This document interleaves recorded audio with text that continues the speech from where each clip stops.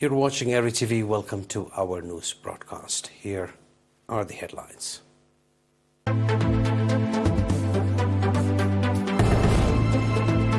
Seminar for girls members of the Defense Force.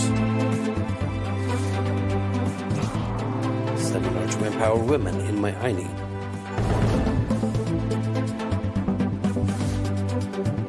U.S. fighter jets strike Iran-linked sites in Syria in retaliation for attacks on U.S. troops. Armenian Prime Minister hopes for peace deal with Azerbaijan in the coming months. Welcome back. The President of the National Union of Eritrean Women, Mr. Mikhail, conducted seminar for girls in the Defense Forces. Mr. called on the participants to understand the shining history of their mothers and strengthen participation in national affairs, pointing out that Eritrean women have a special place in the nation's history for their role in bringing about national independence, defending national sovereignty, and participating in national affairs. Mr. urged the participants to seize the opportunities presented and broaden their comprehension, emphasizing that awareness is the greatest tool. Mr. continued by stating that it is important to see women actively involved in national development initiatives and advocated for increased involvement in the fight to stop detrimental behaviors that are impeding women's advancement in general. After engaging in thorough discussion of the topics covered at the seminar, the participants adopted a number of recommendations, among which include extending the union to the Defense Forces' lowest echelons and structuring vocational training programs in a sustainable manner.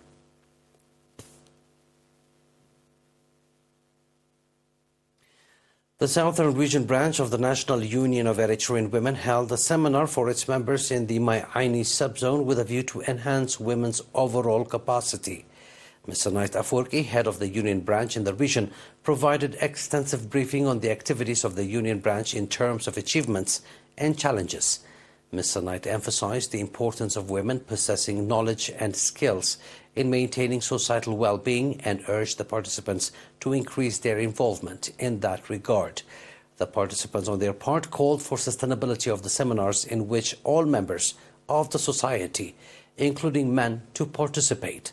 A staff member of the Malaria Control Unit, Mr. Asmoram Zerasanai, gave a briefing at the event regarding the current state of malaria and the steps that need to be taken to reduce its prevalence. Mr. Tasfai Takhle, head of the National Association of Intellectual and Developmental Disability branch in the Southern Region, reported that sustainable awareness raising on intellectual and developmental disability is being carried out in the region.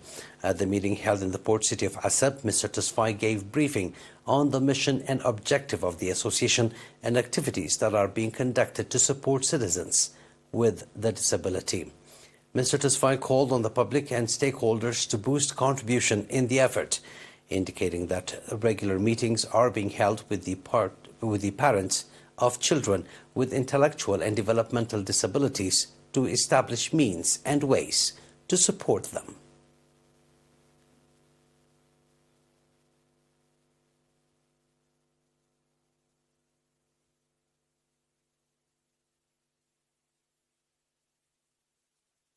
That was our domestic news. Please stay tuned for the international news right after the short break.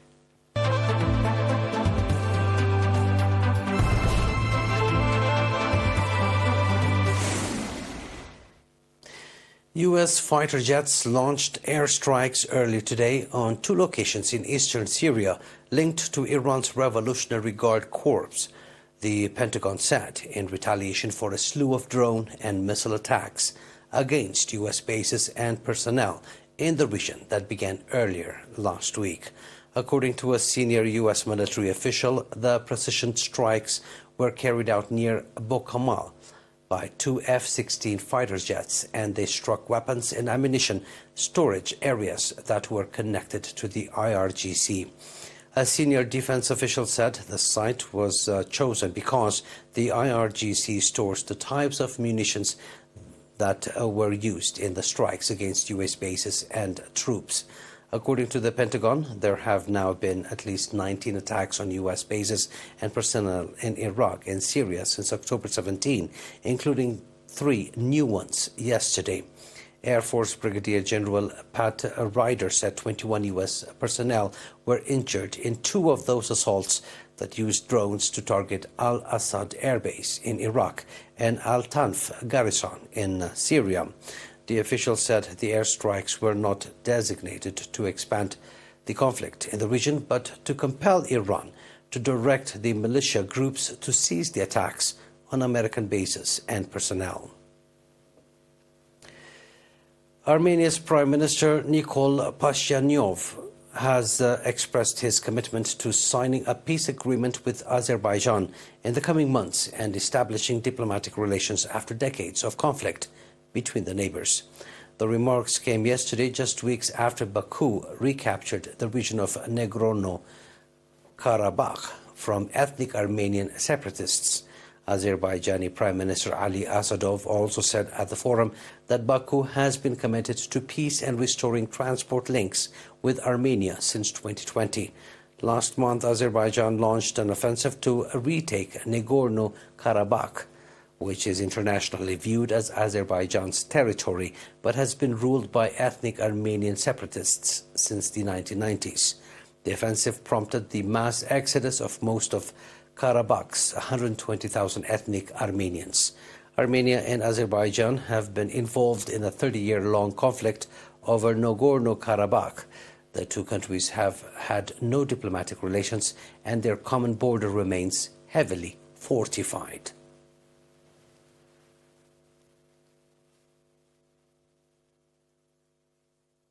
Please stay tuned now for a recap of tonight's headlines.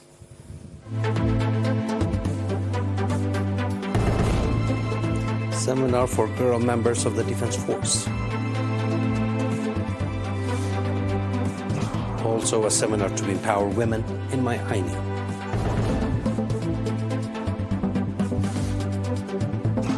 U.S. fighter jets strike Iran-linked sites in Syria in retaliation for attacks on U.S. troops. Armenian Prime Minister hopes for peace deal with Azerbaijan in the coming months. And that was our news for tonight, dear viewers. It is good night from us.